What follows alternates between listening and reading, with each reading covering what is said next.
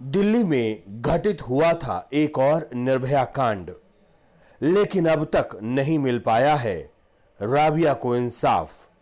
दिल्ली में civil defence में काम करने वाली राबिया मुरादाबाद की रहने वाली थी और जब उसके शव को अंतिम संस्कार के लिए परिजनों को सौंपा गया तो उसका शव क्षत विक्षत था।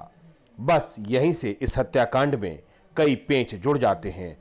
इस हत्याकांड को लेकर पूरे देश में प्रदर्शन हो रहे हैं। इसके साथ ही पंजाब के मलेरकोटला में भी एक जबरदस्त प्रदर्शन किया गया और लोग सड़कों पर उतरे सिर्फ इसलिए कि राबिया सेबी को इंसाफ दिलाया जा सके। आपको ये बता दें कि पिछले दिनों राबिया की देश की राजधानी दिल्ली में हत्या हो गई थी। उसके पहले उसका यौन उत्पीड़न भी हुआ था। राबिया को इंसाफ दिलाने के लिए मलेरकोटला में लोगों का हुजूम उमड़ पड़ा।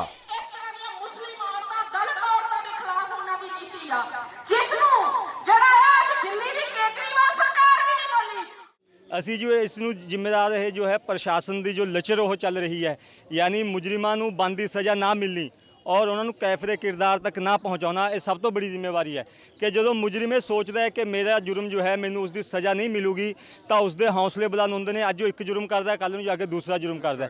ਇਹਦਾ ਅਸੀਂ ਕਹਿੰਦੇ ਹਾਂ ਸੈਂਟਰ ਸਰਕਾਰ ਨੂੰ ਦਿੱਲੀ ਦੇ ਵਿੱਚ ਇਸ ਦਾ ਹੱਲ ਕਰਨਾ ਚਾਹੀਦਾ ਹਾਂ, ਔਰ ਇਸ ਦਾ ਜੋ ਹੈ ਜਲਦ ਤੋਂ ਜਲਦ ਇਹ ਜਿਹੜੇ ਇੰਨੇ ਦਿਨ ਪਾਏ ਜਾ ਰਹੇ ਨੇ। ਹੈਰਾਨ ਆ ਕਿ ਅਸੀਂ ਸਾਡੀ ਇੰਟੈਲੀਜੈਂਸ ਹੈ, ਸਾਡੇ ਕੋਲ ਏਡੀ ਜੋ ਹੈ ਕ੍ਰਾਈਮ ਜੋ ਹੈ ਬਿਊਰੋ ਸਾਡੇ ਕੋਲ ਹੈਗੇ ਨੇ, ਲੇਕਿਨ ਐਸਾ ਕੀ ਹੋ ਗਿਆ ਕਿ ਐਡੇ ਵੱਡੇ ਸ਼ਹਿਰ ਦੇ ਅੰਦਰ ਜੋ ਹੈ ਜ਼ੁਲਮ ਹੋ ਜਾਵੇ, ਜੁਰਮ ਹੋ ਜਾਵੇ, ਬੱਚੀ ਦਾ ਕਤਲ ਹੋ ਜਾਵੇ, ਕਿੰਨੇ ਭਿਆਨਕ ਤਰੀਕੇ ਨਾਲ ਦਰਿੰਦਗੀ ਹੋ ਜਾਵੇ ਔਰ ਹਲੇ ਤੱਕ ਮੁਜਰਮ ਜੋ ਹੈ ਸਾਡੀ ਪਕੜ ਦੇ ਅੰਦਰ ਨਹੀਂ ਹੈਗੇ।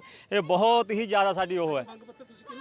ਅੱਜ ਅਸੀਂ ਮੰਗ ਪੱਤਰ ਦੇਣੇ, ਸਾਨੂੰ ਇਸ ਦੀ ਵੀ ਬੜੀ ਜੋ ਹੈ ਸਾਨੂੰ ਸ਼ਿਕਾਇਤ ਹੈ ਔਰ ਮੈਂ ਕਹਿਣਾ ਚਾਹੂੰਗਾ ਬਗੈਰ ਕਿਸੇ ਲੁੱਕ ਲਪੇਟ ਤੋਂ ਕਿ ਅਸੀਂ ਡੀਸੀ ਸਾਹਿਬਾਂ ਨੂੰ ਅਸੀਂ ਮੰਗ ਪੱਤਰ ਦੇਣ ਆਏ ਤੇ ਸਾਡੀਆਂ ਭੈਣਾਂ ਇਕੱਠੀਆਂ ਹੋਈਆਂ ਤੀਆਂ। ਕਿੰਨੇ ਦਿਨਾਂ ਦਾ ਸਾਡਾ ਪ੍ਰੋਗਰਾਮ ਚੱਲ ਰਿਹਾ ਸੀ, ਲੇਕਿਨ ਅੱਜ ਸਾਨੂੰ ਬੜਾ ਉਰੇ ਜੋ ਹੈ ਆ ਕੇ ਸਾਡਾ ਮਨ ਰੰਜੀਦਾ ਹੋਇਆ ਔਰ ਸਾਨੂੰ ਜੋ ਹੈ ਦੁੱਖ ਹੋਇਆ ਕਿ ਸਾਡੇ ਜੋ ਹੈ ਮੰਗ ਪੱਤਰ ਲੈਣ ਦੀ ਬਜਾਏ ਡੀਸੀ ਸਾਹਿਬਾ ਆਪ ਆਉਂਦੀ ਕਿ ਉਹਨਾਂ ਨੇ ਜੋ ਹੈ ਤਹਿਸੀਲਦਾਰ ਦੀ ਡਿਊਟੀ ਲਾਤੀ। ਅਸੀਂ ਇਹ ਸਾਡਾ ਇਹ ਥਾ कि डीसी साहिबा ਨੂੰ खुद आना चाहिए थी इस मामले की नज़ाकत ਨੂੰ देखते हुए और खुद आके साढ़े भाईचारे तो मंग पत्र लेना चाहिए थी। जो भी डिमांड इन्हों की आई है डी साहब ਨੂੰ ਕੋਈ ਜ਼ਰੂਰੀ ਐਮਰਜੈਂਸੀ ਕੰਮ ਹੋ ਗਿਆ, ਇਸ ਕਰਕੇ ਨਹੀਂ ਆ ਸਕੇ। ਜਦੋਂ ਵੀ ਉਹ ਸਵੇਰੇ ਆਣਗੇ ਮਾਰਨਿੰਗ ਉਹਨਾਂ ਨੂੰ ਉਹ ਵੀ ਮੰਗ ਪੱਤਰ ਹੈ, ਅਸੀਂ ਉਹਨਾਂ ਨੂੰ ਪਹੁੰਚਾ ਦਿੱਤਾ ਜਾਊਗਾ। देखो जी, ਜਿਹੜੀ ਹਰਿਆਣੇ ਦੇ ਵਿੱਚ ਇਨਵੈਸਟੀਗੇਸ਼ਨ ਦੀ ਗੱਲ ਆ, ਜਦੋਂ ਹਾਦਸਾ ਦਿੱਲੀ ਦੇ ਵਿੱਚ ਹੋਇਆ ਤੇ ਇਨਵੈਸਟੀਗੇਸ਼ਨ ਵੀ ਦਿੱਲੀ ਦੇ ਵਿੱਚ ਹੀ ਹੋਣੀ ਚਾਹੀਦੀ ਆ। ਜਾਂਚ ਉੱਥੇ ਹੋਵੇ। ਸਾਡੀ ਇਹੋ ਮੰਗ ਆ ਵੀ ਜਿਹੜੀ ਬਣਦੀ ਜਾਂਚ ਆ ਦਿੱਲੀ ਦੇ ਵਿੱਚ ਹੀ ਕੀਤੀ ਜਾਵੇ। ਦੇਖੋ ਜੇ ਹਰਿਆਣੇ ਦੇ ਵਿੱਚ ਕਰਦੇ ਆਗੇ ਉੱਥੋਂ ਸਾਨੂੰ ਕੁਝ ਨਹੀਂ ਮਿਲਣਾ ਹੈਗਾ, ਸਾਨੂੰ ਇਨਸਾਫ ਚਾਹੀਦਾ ਆ। ਉਹ ਕੇਸ ਦਾ ਜਿਹੜਾ ਆ ਚੰਗੀ ਤਰ੍ਹਾਂ ਖੁਲਾਸਾ ਹੋਣਾ ਚਾਹੀਦਾ ਵੀ ਕਿਹੜੇ ਕਿਹੜੇ ਦੋਸ਼ੀ ਨੇ ਤੇ ਉਹਨਾਂ ਨੂੰ ਬਣਦੀਆਂ ਸਜ਼ਾਵਾਂ ਦਿੱਤੀਆਂ ਜਾਣ। ਦੇਖੋ ਜੀ, ਜੋ ਇਹਨਾਂ ਦਾ ਆ ਕੰਮ, ਇਹਨਾਂ ਨੇ ਵੀ ਕਿਹਾ ਆ, ਭਰੋਸਾ ਦਿੱਤਾ ਆ। ਚਲੋ ਜਿੰਨਾ ਟਾਈਮ ਕੋਈ ਇਨਸਾਫ ਨਹੀਂ ਨਾ ਹੁੰਦਾ, ਸਾਡਾ ਇਹ ਜੋ ਰੋਸ਼ ਆ ਇਹ ਜ਼ਾਹਰ ਹੀ ਰਹੇਗਾ। ਉਦੋਂ ਤੱਕ ਇਹ ਆਵਾਜ਼ ਬੁਲੰਦੀ ਰਹਿਣੀ ਹੈ ਜਦੋਂ ਤੱਕ ਉਹਦੀ ਭੈਣ ਨੂੰ ਇਨਸਾਫ ਨਹੀਂ ਮਿਲਦਾ। ਦੇਖੋ ਜੀ, ਜ਼ਿੰਮੇਵਾਰ ਸਰਕਾਰਾਂ ਨੇ ਪਹਿਲੀ ਤਾਂ, ਕਿਉਂਕਿ ਸਾਡੇ ਅਗਰ ਇੱਥੇ ਦਾ ਕਾਨੂੰਨ ਇੰਨਾ ਕੁ ਸਟਰੋਂਗ ਹੋਵੇ ਵੀ ਇੱਦਾਂ ਦੀਆਂ ਵਾਰਦਾਤਾਂ ਹੋਣ ਹੀ ਨਾ, ਤਾਂ ਕਿ ਸਮਾਜ ਦੇ ਵਿੱਚ ਵੀ ਔਰਤ ਦਾ ਰੁਤਬਾ ਬੜਾ ਉੱਚਾ ਆ ਸਾਰੇ ਧਰਮਾਂ ਦੇ ਵਿੱਚ, ਸਾਰੀ ਕਮਿਊਨਿਟੀ ਦੇ ਵਿੱਚ। ਪਰ ਜਿਹੜਾ ਸਾਡਾ ਸਮਾਜ ਦਾ ਨਾ ਕਾਨੂੰਨ ਨੇ ਉਹ ਨਹੀਂ ਸਟਰੋਂਗ ਹੈਗੇ, ਤਾਂ ਕਰਕੇ ਇੱਥੇ ਬਾਰ-ਬਾਰ ਔਰਤਾਂ ਨੂੰ ਜਲੀਲ ਕੀਤਾ ਜਾਂਦਾ ਆ। ਉਹ ਰੇਪਸ ਦੇ ਰਾਹੀਂ ਜਾਂ ਹੋਰ ਦੇਖੋ ਛੋਟੀ-ਛੋਟੀਆਂ ਬੱਚੀਆਂ ਦੇ ਨਾਲ ਇੱਥੇ ਰੇਪ ਹੁੰਦੇ ਆ ਕਿਉਂਕਿ ਸਾਡਾ ਕਾਨੂੰਨ ਨਹੀਂ ਹੈਗਾ। ਜੇ ਇੱਥੇ ਦੇ ਕਾਨੂੰਨ ਸਖਤ ਹੋਣ ਤਾਂ ਇਦਾਂ ਦੀਆਂ ਵਾਰਦਾਤਾਂ ਨੂੰ ਅੰਜਾਮ ਦੇਣ ਤੋਂ ਲੋਕੀ ਡਰਨ, ਉਹਨਾਂ ਦੇ ਅੰਦਰ ਖੌਫ ਹੋਣਾ ਚਾਹੀਦਾ ਆ। ਮੰਗ ਇਹ ਆ ਵੀ ਪਹਿਲਾਂ ਤਾਂ ਸਖਤ ਤੋਂ ਸਖਤ ਕਾਨੂੰਨ ਹੋਣੇ ਚਾਹੀਦੇ ਆ ਤੇ ਇਦਾਂ ਦੀ ਜਿਹੜੇ ਕੋਈ ਘਿਨੌਣੀ ਹਰਕਤ ਕਰਦੇ ਆ ਉਹਨਾਂ ਨੂੰ ਸਖਤ ਤੋਂ ਸਖਤ ਬਣਦੀਆਂ ਸਜ਼ਾਵਾਂ ਦੇਣ ਤਾਂ ਕਿ ਕੋਈ ਅੱਗੇ ਤੋਂ ਇਹੋ ਜਿਹੀ ਜ਼ੁਰਤ ਹੀ ਨਾ ਕਰੇ ਵੀ ਕੋਈ ਧੀ ਭੈਣ ਵਾਲਾ ਅੱਖ ਚੁੱਕ ਕੇ ਵੀ ਵੇਖ ਲਵੇ। राबिया हत्याकांड इतना भीभत्स था कि सुनने वाले की रूह कांप गई। 26 अगस्त को लापता हुई राबिया का शव 30 अगस्त को फरीदाबाद से बरामद होता है। राबिया के शरीर पर अनगिनत चाकू के निशान पाए गए। इस पूरे हत्याकांड में अब तक दोषियों को सजा नहीं हो पाई है। इस लिहाज से लोग कह रहे हैं कि जब तक राबिया को इंसाफ नहीं मिलेगा वो चैन से नहीं बैठेंगे। ਸਾਡੀ ਸਰਕਾਰ ਤੋਂ ਇਹੀ ਮੰਗ ਹੈ ਕਿ ਉਹ ਜਿਹੜੇ ਉਹਦੇ ਦੋਸ਼ੀ ਨੇ ਪਰਿੰਦੇ ਨੇ ਹੈਵਾਨਗੀ ਜਿਨ੍ਹਾਂ ਨੇ ਉਹਨਾਂ ਨਾਲ ਕੀਤੀ ਹੈ, ਉਹਦੇ ਨਾਲ ਰਾਬੀਆ ਸੈਫੀ ਦੇ ਨਾਲ ਕੀਤੀ, ਉਹਨੂੰ ਸਖਤ ਤੋਂ ਸਖਤ ਸਜ਼ਾ ਦਿੱਤੀ ਜਾਵੇ, ਉਹਦੀ ਪੂਰੀ ਜਾਂਚ ਪੜਤਾਲ ਕੀਤੀ ਜਾਵੇ।